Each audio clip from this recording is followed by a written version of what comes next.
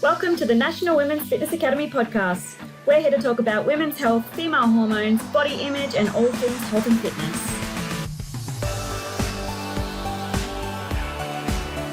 Hello girls, and welcome to another episode of the Women's Fitness Academy's podcast. I'm your host, Siggy, one of the WFA's educators and a women's online coach.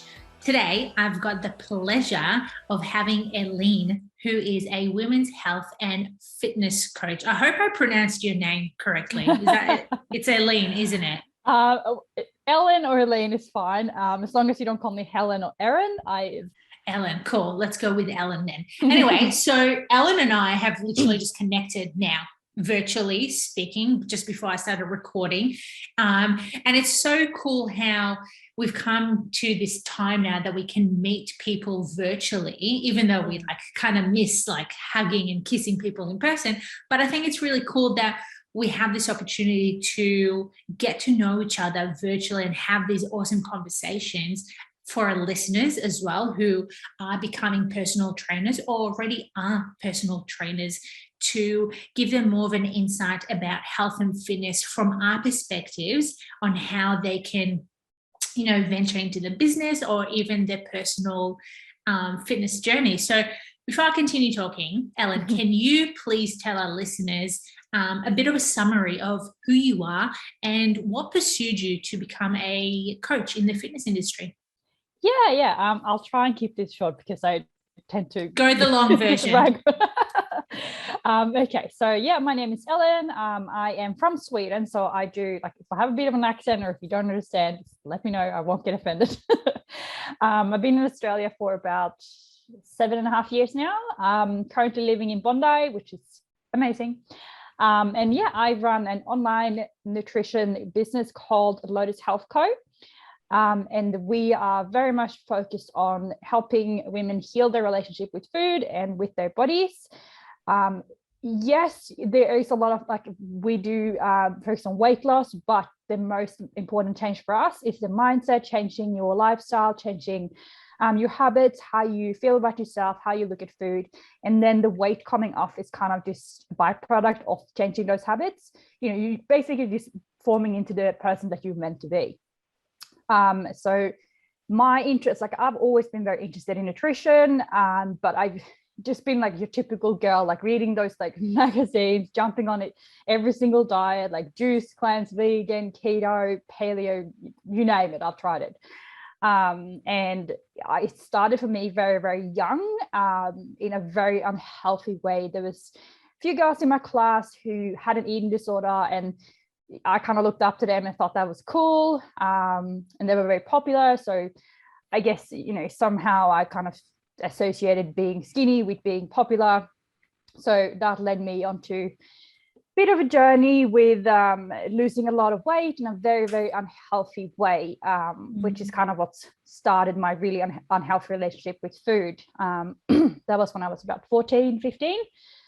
And after that, I got really, really skinny, but I got help. And then it was after that, it was kind of just yo-yo dieting back and forth for about 10 years.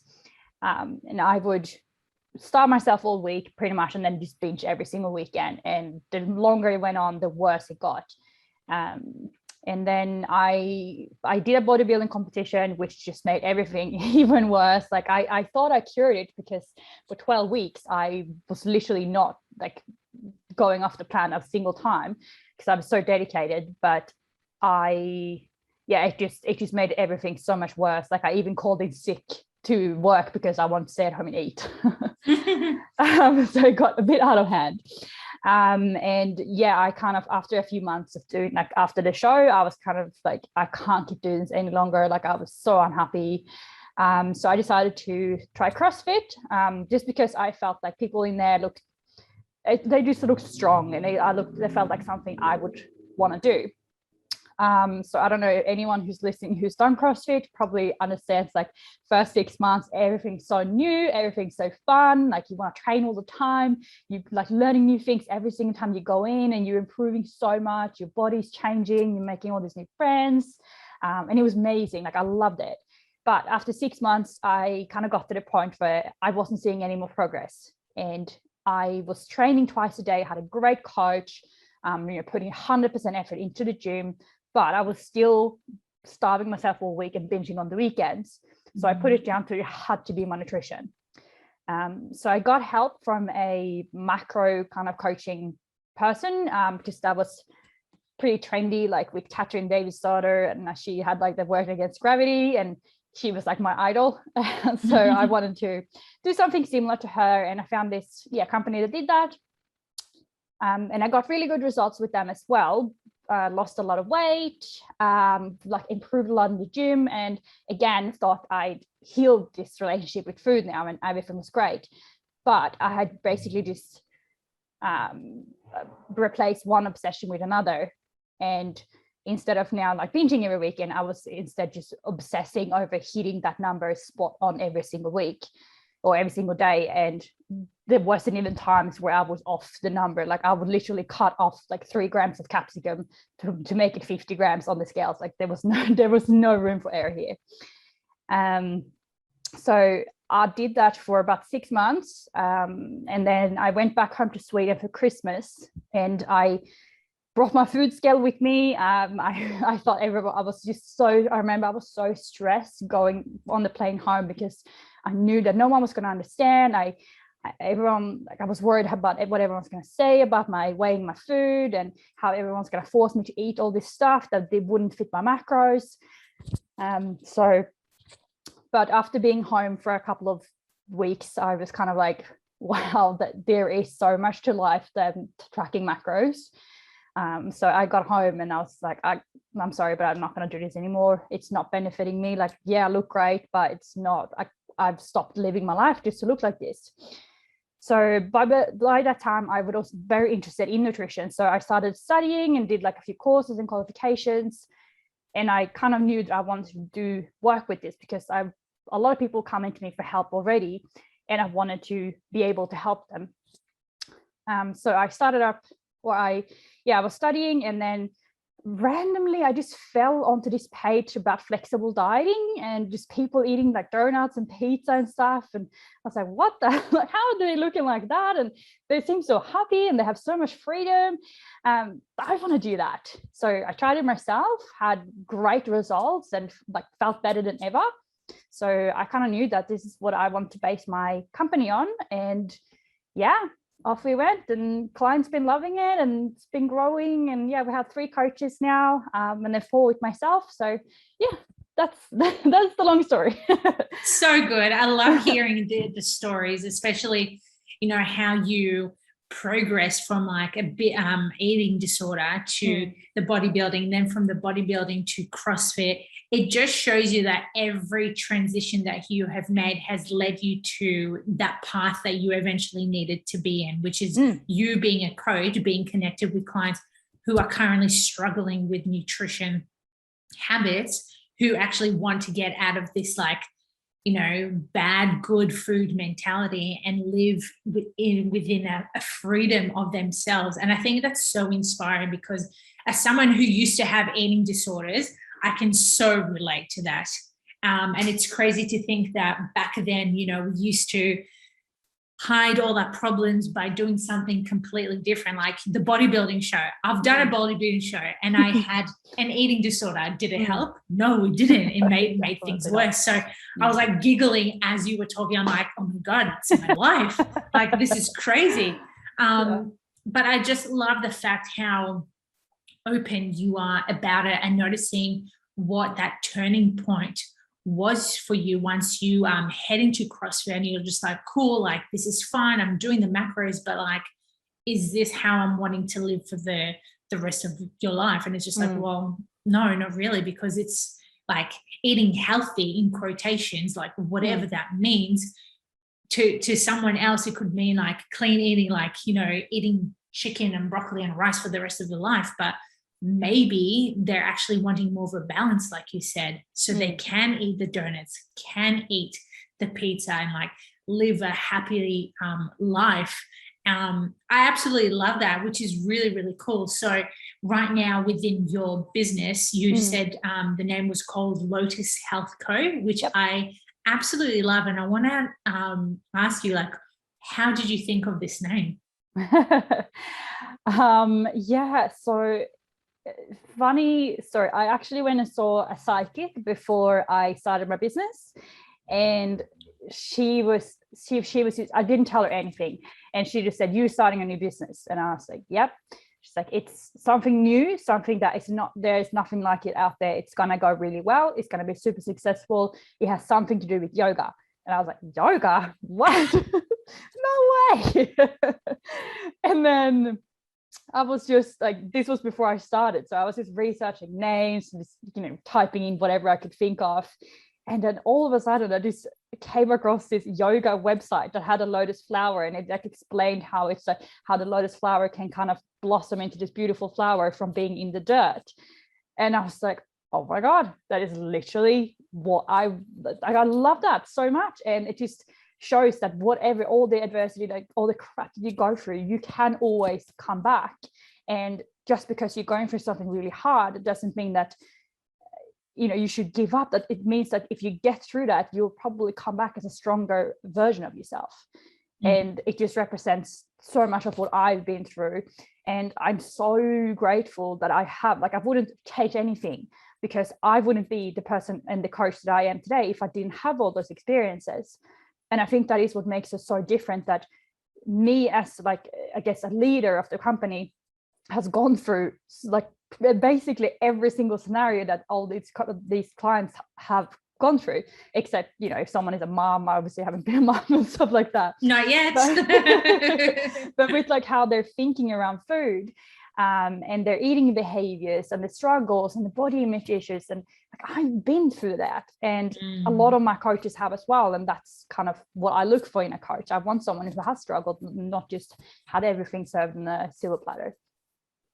I love that. And finding like that common ground by connection, not only with your coaches, but again, with your clients, making them feeling reassured that it's okay. Like, this is what's happening now, but it's not a forever thing. And I love the concept of the lotus now. It makes complete sense, because, as it grows, it comes out of the dirt. So from difficult times, you become the strong leader as you are, which is fascinating. I freaking love that. so cool. Like, I love that concept. And this is something that I love asking everyone, even like myself, when I come up with certain creative content. It's just like, how did this run by me? Like, why did this show up? And then you think back and you're like, this makes sense. Yeah. So cool. Very random, but it worked out well. Well, it's working really well. Now, do you base your business mainly online, or are you doing also face-to-face with clients? No, it's always just been online. One of my big reasons for wanting to start an online business was to have that freedom and be able to travel everywhere. And before I moved to Bondi, my plan was actually to go to Bali and live there for a while. But obviously COVID happened. So not yet. Could not do that. But then I got a dog, so now that plan's kind of scrapped. Maybe for a couple of months, who knows? Take the dog with you. I don't know how he would go in Bali. It'd be hard. But like, and nothing is impossible. Like, I can, if I really want to go, I will make it work.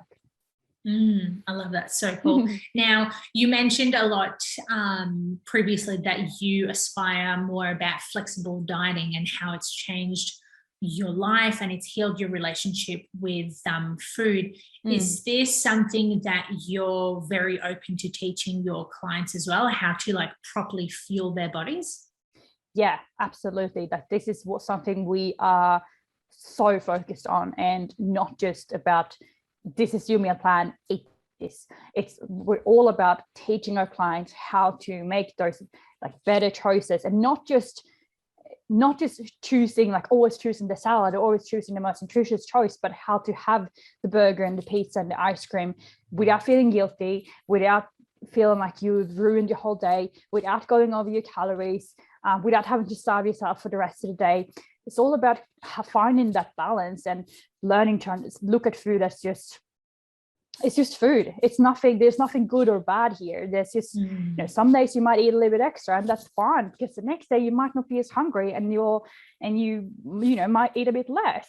And this is something that we've been really big on the last year, probably, looking at your calories more of like a weekly budget rather than just a daily, and not being so focused on the actual macros. So more transitioning to, I wouldn't say intuitive eating, but more maybe protein and calories, and not so much being like you have to be spot on, because your total daily energy expenditure, so how many calories you burn in a day, it's going to change every single day. So I know I get a lot of clients who come in and they're like, oh, I was 10 calories over, or I was 20 grams of protein under. And it's like, it's okay. You don't have to be 100% spot on every single day to see results. And after a couple first, it's like, no, that sounds too easy. It can't be that easy. But then after a few weeks, they see, oh, she's right. I don't have to be 100%. And it's okay if I go out for a meal and maybe I didn't vlog it, and that's fine, because as long as it was just that meal and not that meal turn into going home, eating 2 tubs of Ben and Jerry's and then ordering another pizza, it's fine. One meal is not going to make or break your week. And I think it's a very important message for our listeners to understand that, for those who are tracking, it's a useful tool in your toolbox. Like you said, not everyone is tracking, and it's not so much being intuitive, but it's being mindful of the foods that you're eating as well. Are they serving you a purpose by you feeling, your happiest or your healthiest? And I think it's also important to understand not to feel guilty around for eating those certain foods, because I know from the past I used to fall into that hole of like thinking that I'm not good enough, or I didn't do well enough, or I didn't track this and that, and you just like, it like really messes up with your mindset. Has that come across totally with your clients as well?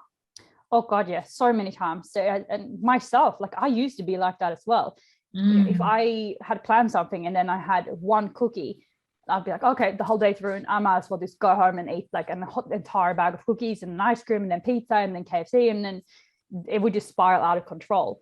And now it's kind of like, I use this analogy a lot with my clients, that if you had a car that had 4 tires and you had one car that got one flat tire, you wouldn't just slash the other 3 tires. You would just fix that tire, and then you would keep going on with your day.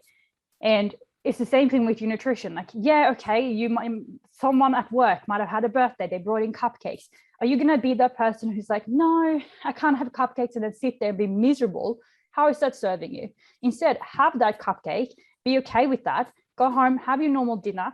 If you're still full from the cupcake, sure, why don't have a little bit less sweet potato, rice, pasta, whatever it is that you're having, and then maybe add some extra vegetables because you had something a bit more sugary.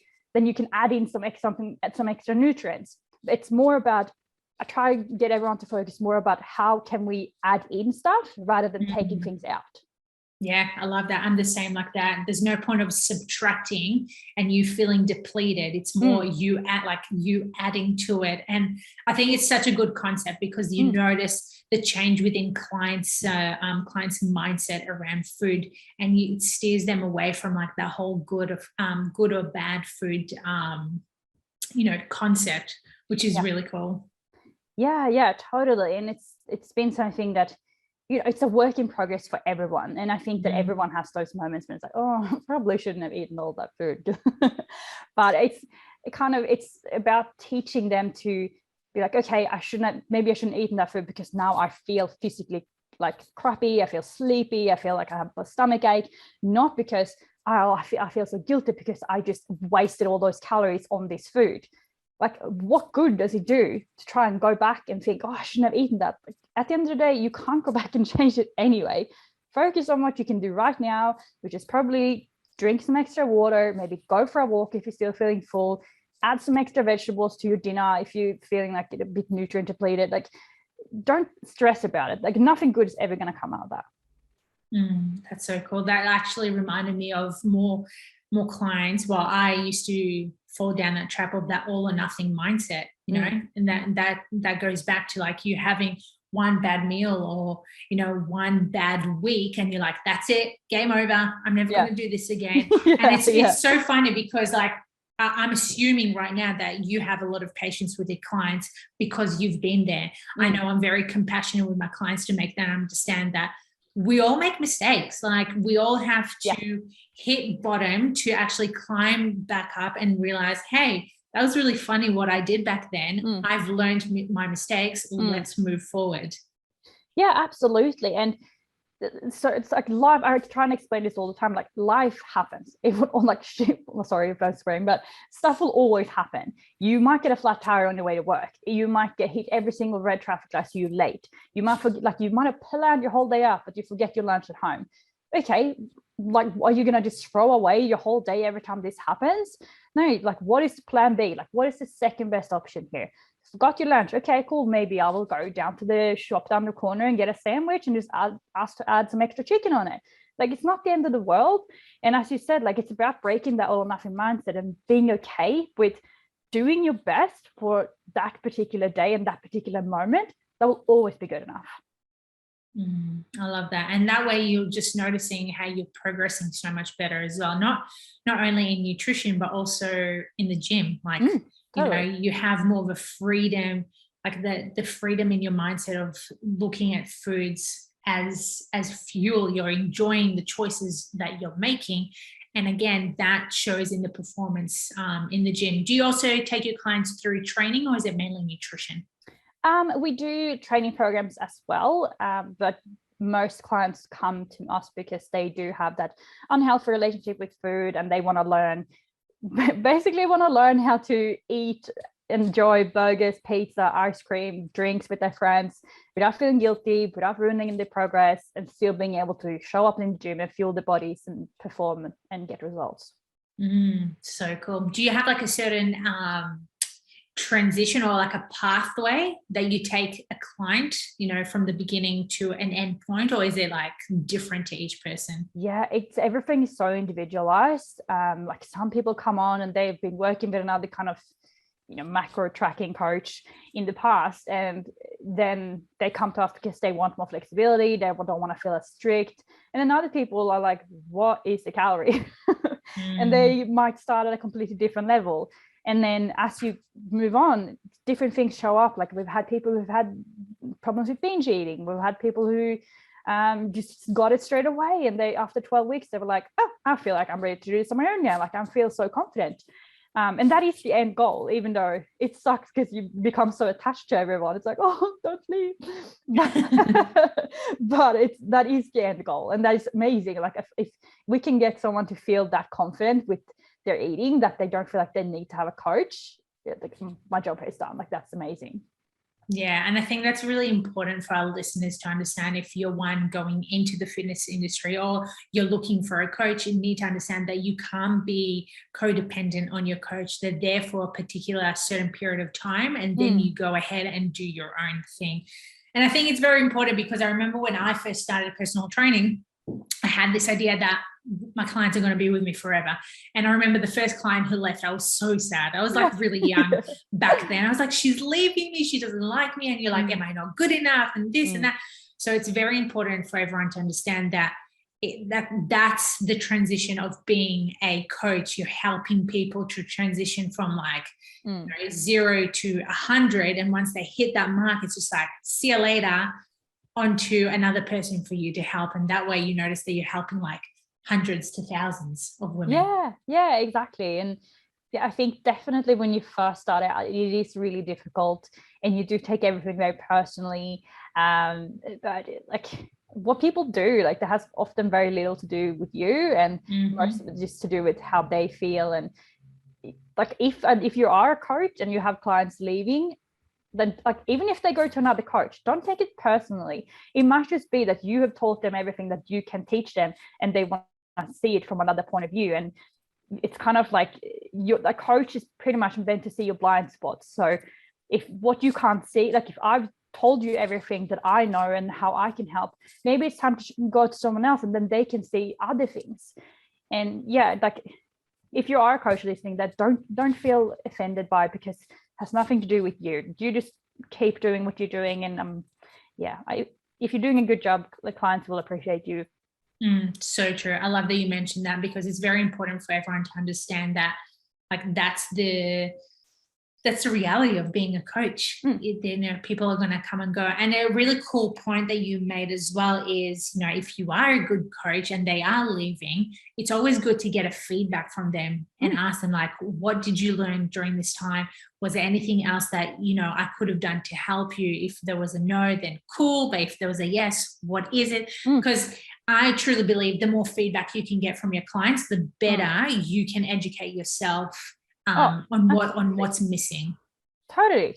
You don't know what you don't know. So if no one ever tells you, I didn't like the way you did this, how are you meant to know? Like, you might think this is the best way of ever to do things, but then you also have to understand that every single person is going to have different opinions. And if something that someone says to you does not resonate with you at all, and you don't like that at all, stick to your values. Like, don't be afraid to stand out and stick to what you like. If you like coaching this way, you're going to find people who like getting coached this way, but you're not going to be everyone's cup of tea. And that is really difficult. I think that's probably one of the hardest things, that as a new coach, that some people are just not going to like what you're doing, and that's okay, because you can't please everyone.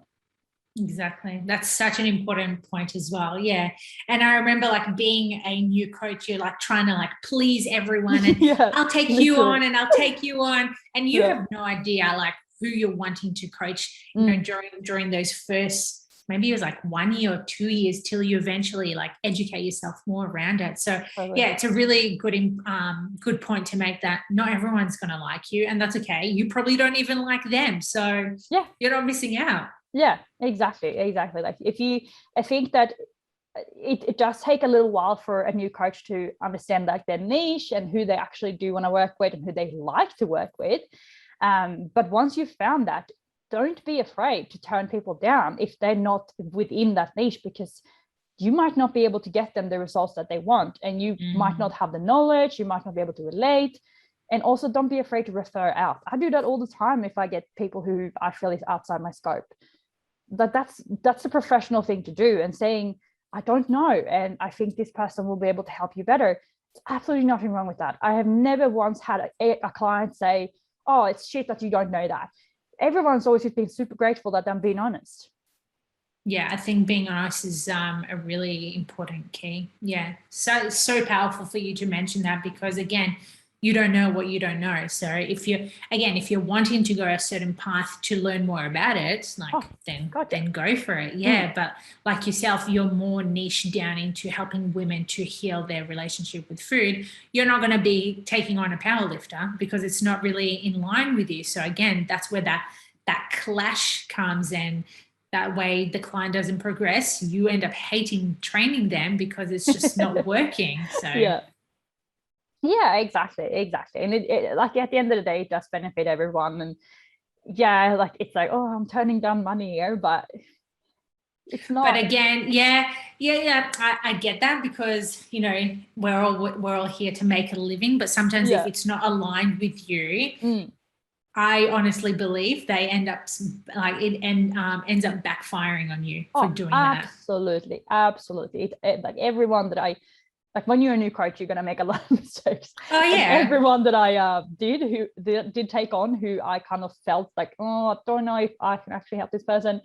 Yeah, that was not like, they saw results, but I didn't feel good, because I knew that I probably wasn't the right person to help them. And I think that every single coach has done mistakes in the past, and because that's how we learn. If we never made mistakes, like if we never risked stuff, then we wouldn't learn anything, and we would just be stuck in the same place. So don't be afraid to just branch out of it and try something new. And if it doesn't work, you can only go back to what you're already doing. Yeah, or try something completely different. Yeah, I love that. It's very important, because so many people are afraid of making mistakes, or looking like they've made a mistake, or even failing. I think that's a really important topic to cover. Us as coaches, there's been numerous times that I've failed, Oh God, yeah. And the thing is, no one's going to really judge you. You think people are like looking badly at you, but seriously, everyone's just in their own lane. No one cares. But I truly believe that when you fail, you come out of it 10 times stronger. Absolutely. I don't know if you know Ben Bergeron. It's like a famous like CrossFit coach. he's Chasing Excellence was like one of the first like self-development books I learned, and something that just like stuck with me, and I keep repeating it every single day almost, is that you either learn or you win. You never fail. And I just love that so much. And I just look at like every time something doesn't go my way, I'm like, okay, what can I learn from this? What is like, and then you can kind of find the positives in that situation. And I think the more you do that, the more you train your brain to think like that. Like now I don't even, there's very, very rare occasions where I'm like, oh, this sucks, I hate everything and I'm a failure, just because I have put in the work and I have done it. And that's like, we work on that all the time with my clients. And that's why I don't like saying we're a nutrition company, because it's so much more than just nutrition. It's all about mindset and habits and breaking like old patterns and creating new ones. And I think that's so interesting.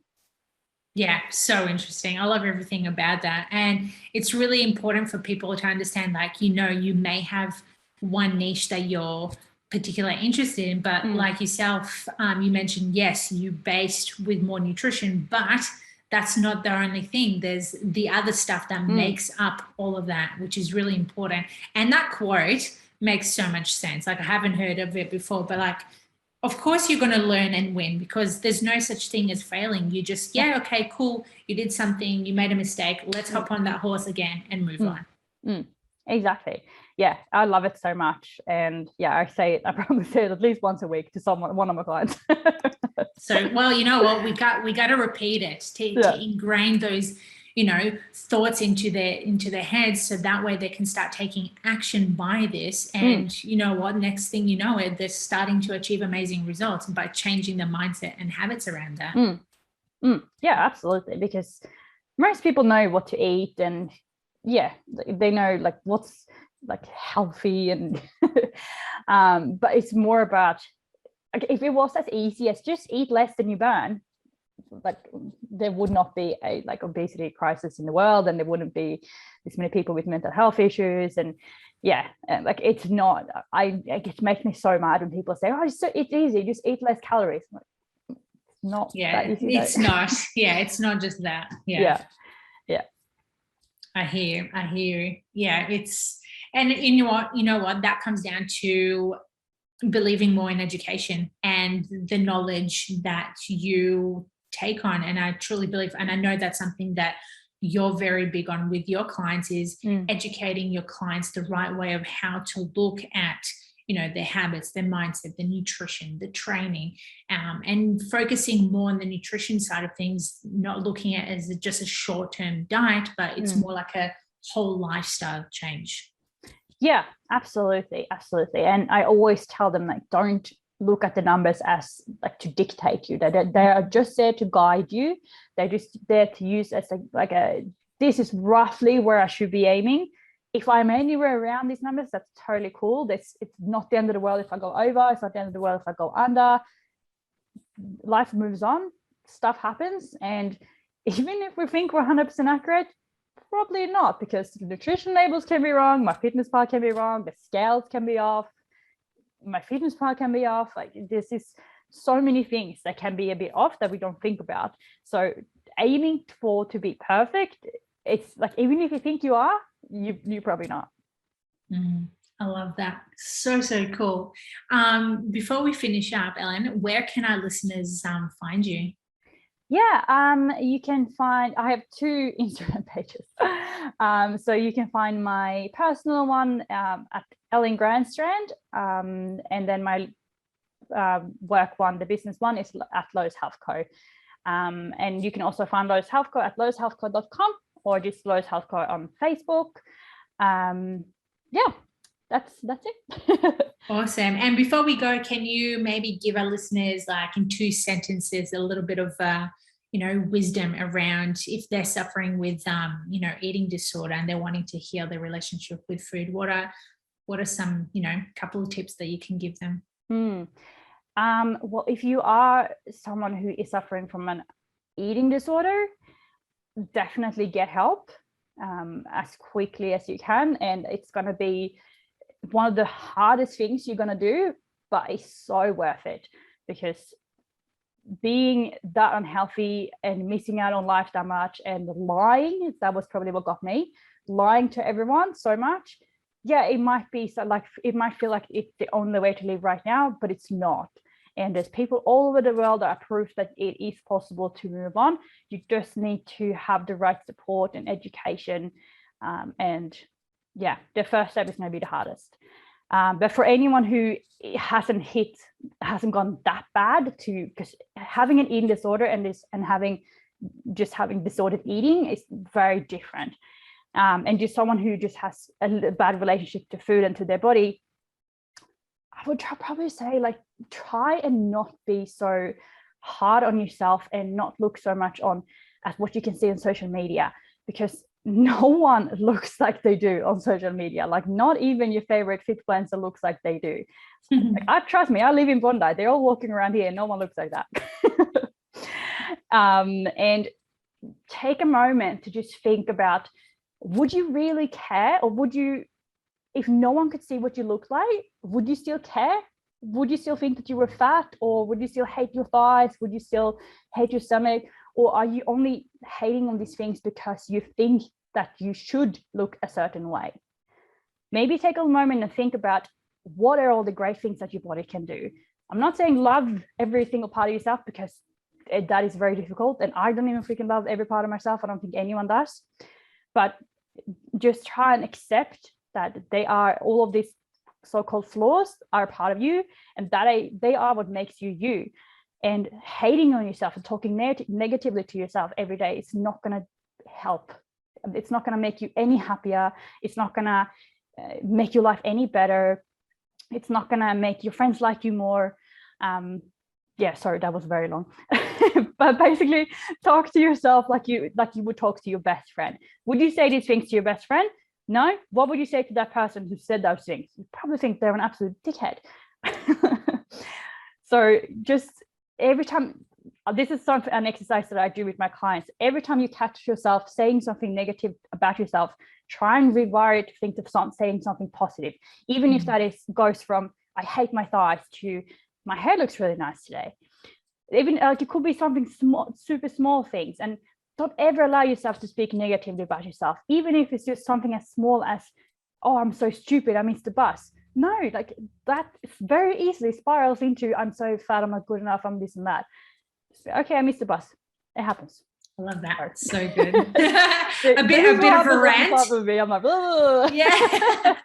I love it. Once we get into a rant, it's like there's no stopping. Oh, I'm just so passionate about this. It's just, you can see it. I love it. I love everything about it. And you know what, to summarize with that is, initially, don't look at your diet as a short-term fix. Think of it as a lifelong gain, girls. So if you enjoyed today's podcast, please screenshot and tag us in it at the Women's Fitness Academy. And then until next time, I hope you are kind to your body and you are saying really, really nice things to it. Thanks for joining me, Elin.